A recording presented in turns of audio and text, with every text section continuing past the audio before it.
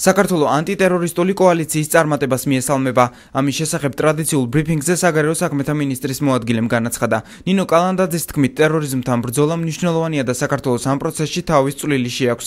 შეგახსენებთ, ანტიტერორისტული კოალიციის სპეცოპერაციის შედეგად ოსამა ბინ ლადენის ლიკვიდაცია მოხდა. ნინო კალანდაძე მიმდინარე კვირაში დაგეგმილ ვიზიტებზეც ისაუბრა და აღნიშნა, რომ საქართველოს უახლოეს დღეებში ლიტვის და ლატვიის ოფიციალური პირები ეწვევიან.